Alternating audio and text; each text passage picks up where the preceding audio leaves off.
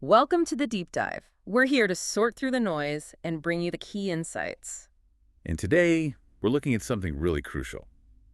How company boards are, or should be, getting ready for this completely new world of work. Yeah, the landscape's shifting fast. Our material today comes from a boardroom masterclass held recently in Kampala, Uganda.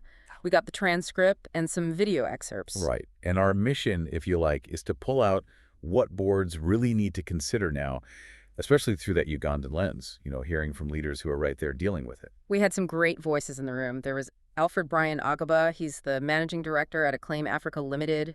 Apparently, he's worked all over the place, like 31 countries. Impressive. And Lynda Biribonwa was there, too. Yeah. She's the board chair for the Petroleum Authority of Uganda, sits on the Citibank Uganda board, and does ESG consulting. Quite the profile. Definitely. And rounding out the panel was Dr. Hatwib Mugasa, who heads up NITA Uganda, the National Information Technology Authority. Oh, and Annabel Mwesigye, a legal counsel. She was moderating the whole thing. So, in this deep dive, we're going to unpack, well, quite a bit, actually, how work itself is changing. What skills board members need going forward? The whole piece around company culture. Oh, yeah. That's huge. Plus, navigating tech disruptions. And, of course, diversity and inclusion. Still very much on the agenda. Okay, so where do we start? Well, let's kick off with how the idea of work is changing. Alfred Agaba really framed this around the C-19 impact. Yeah, he said it sort of forced a shift, didn't he? Away from focusing so much on when and where people work. To what they actually do, what gets done, the outcome. Exactly. And this whole remote work thing, it's been a massive experiment, hasn't it? Alfred mentioned his company went fully remote. For 5 years now, he said. Wow. And the time savings were huge, like 3-4 hours a day saved on commuting in places like Kampala, apparently. That's significant. But he also flagged the other side, the mental health challenges that can come with being remote. It's not all upsides. No, it's a balance, isn't it? More freedom, maybe, but you need to really watch out for well-being. And it connects to that broader trend he mentioned, more gig work, freelancing, part-time stuff. Right, this move towards valuing the output, like you said, not just the hours logged in. Which leads to this pretty radical thing his company does, or rather doesn't do. Oh, the job descriptions. Yeah. Yeah, that was fascinating. 15 years without them. Can you imagine? He used this analogy like a patient going to a doctor. Yeah, the organization is the patient, explains the problem, the pain point. And the employee, the doctor, figures out how their skills can provide the solution, essentially defining their own role. It's quite a leap of faith, isn't it? Really hiring for skills and trusting people to figure it out based on what the company needs changes that whole employer-employee dynamic. Absolutely. So, thinking about the people doing this work, the future worker profile, Dr. Mugasa brought in the tech angle here. He talked about the fourth industrial revolution, AI and all that, maybe even a fifth one coming. And his point was boards can't just sit back. They need to understand this stuff, adapt. Yeah, you can't afford to be passive. He suggested things like innovation committees on boards. But interestingly, not just staffed with tech gurus. Right. He stressed needing domain expertise, people who really understand the business side. His example was ChatGPT versus IBM Watson, wasn't it? Exactly. ChatGPT had language experts involved deeply, which was key to its success, whereas Watson's early healthcare push was maybe too tech-driven without enough medical domain input. It's about applying the tech smartly. Makes sense. You need to know what problem you're actually solving with the tech. And Dr. Mugasa also said management structures themselves might need a rethink to fit these new work styles. And the board needs to oversee that, right? Hold management accountable for making those changes work. Yeah, and he echoed Alfred's point, too, paying people for their knowledge and output, not just their time. That seems to be a recurring theme. Definitely. So if work is changing and people are changing, what about the glue that holds it together? Culture. Lynda Biribonwa really drove this point home. She argued that organizational culture, that's a board responsibility. Not just HR's job to sort out. Precisely. The board has to set the tone, make sure the values and the strategy actually line up with the culture on the ground. And that everyone gets it. They understand what's expected. She also framed culture as a risk, which is an interesting way to think about it. Especially now, right? With hybrid work, more automation, data security worries. The culture can be a vulnerability if it's not strong or if it's toxic. Absolutely. And that links to business continuity plans the board needs to make sure those are solid. And be ready for innovation, she said. But not just jump on bandwagons. Assess the risks, the actual value proposition.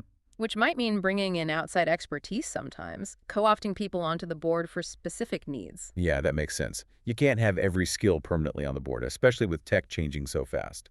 Get the right expert in for the right challenge. And in this hybrid world, she talked about clear communication, building trust when you're not always face-to-face. Which Alfred picked up on too, didn't he? About leaders actually modeling the behavior they want.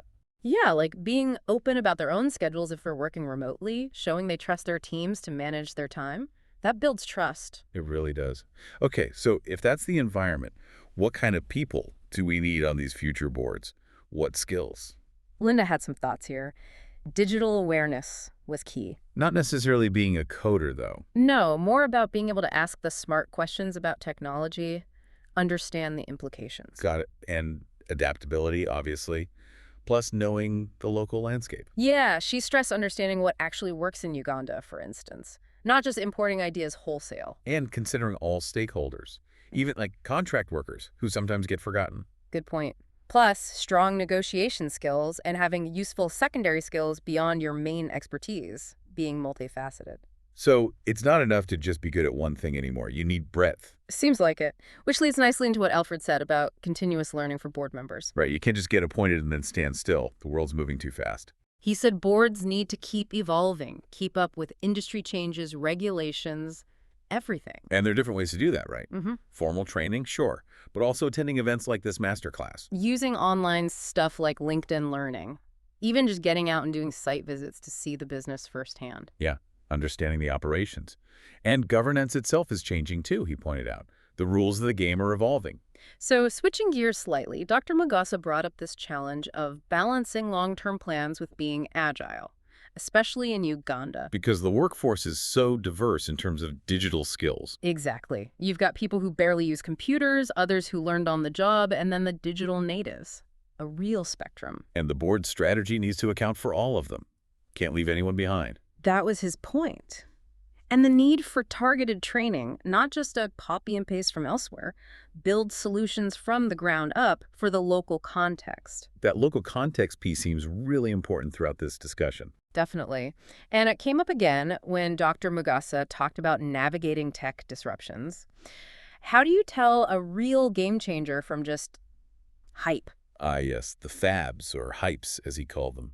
What was his advice? He said you need to really own the technologies, understand what they fundamentally require. Like his example of blockchain or Bitcoin needing huge amounts of energy. And then looking honestly at Uganda's energy infrastructure, can it actually support that right now on a massive scale? Probably not yet. So don't just get sold by the marketing hype from middlemen. Yeah. Understand the practicalities. Right. Focus on tech that gives clear benefits here and now in your specific situation. Like maybe cloud software, AI for design, getting advisory services first. Yeah. The low-hanging fruit. Exactly. Before you sink millions into hardware that needs infrastructure you don't have, that energy point was stark. And the skills gap, too. Yeah. Needing to upskill the youth to actually use these new technologies, that's a massive challenge. Huge. Okay, let's talk DEI, diversity, equity, and inclusion. Lynda spoke about this. She acknowledged progress for women in leadership in Uganda, but said there's still work to do. Yeah, basically.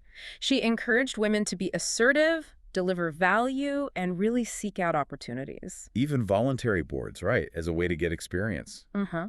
And she made a point about contributing for its own sake, not just for the money. That's an interesting perspective. What did Alfred add? He really emphasized DEI for avoiding blind spots. Better decision-making because you have different perspectives. The old parable of the elephant. Yeah. Everyone touching a different part thinks it's something else. Exactly. You need all those views to see the whole picture. But he stressed it's not just about ticking boxes or optics. It has to bring real competence and character to the board. Meaningful diversity. Right. And Dr. Mugasa linked diversity to equity within the organization representation, fair pay. Looking broadly for talent, but keeping the local context in mind. Yeah. And Alfred added a final point, that even if there's some backlash against DEI sometimes, you can't lose sight of why it's fundamentally important for making good decisions. Fair enough. So, getting practical for a moment, Alfred talked about managing remote teams and different motivations. Theory X and Y. Yeah, McGregor's theories. Theory X assumes people need close watching. Theory Y assumes they're self-motivated. And Alfred's approach seems very Theory Y, Define the big goals. And then let individuals figure out how their skills best contribute. Empower them. Leadership's role then becomes removing barriers, fostering trust, supporting people. Right. He seemed optimistic that even people who might seem Theory X can become Theory Y if you give them trust and opportunities. It's about the environment you create. Interesting. And Lynda came back to culture again, specifically monitoring it as a risk. Especially during big changes like hybrid work or automation taking hold. How do you monitor it? Through board evaluations, risk assessments, performance reviews. And just ongoing conversations, making sure everything aligns back to the values and the strategy. The board needs to set clear boundaries. Makes sense. So despite all this tech talk, automation, AI, what about the people? Dr. Mugasa finished on that, really. He was clear. People remain central. Even with machines doing more. Yeah. But people need to adapt. He used BlackBerry and Kodak as warnings. Companies that failed to change with the tech shifts. Ouch. Yeah, adaptability is key for survival for individuals and companies. But ultimately, he said, humans make the critical calls, especially on things like ethics. Machines can't fully replicate that judgment. So people aren't becoming obsolete just yet. Doesn't sound like it. Okay, so let's try and bring it all together. This deep dive, it really highlights how fast things are moving. Definitely. Boards need to be way more proactive, more adaptable than maybe they used to be. And they need the right skills on board, a real understanding of their specific context, like you saw with the Ugandan examples. And they absolutely have to get culture and DEI right. It's not optional. And even with all the amazing tech, it still comes back to the people. Yeah, I think that point from Alfred Agaba about hiring for skills, not job descriptions, really sticks out. It's such a fundamental challenge to how things are usually done, trusting people more. It is. So maybe a final thought for you, the listener, to chew on.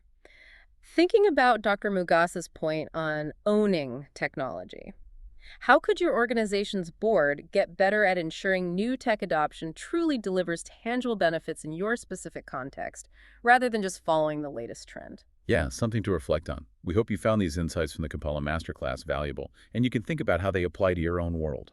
Thanks so much for joining us for this deep dive into board readiness for the future of work.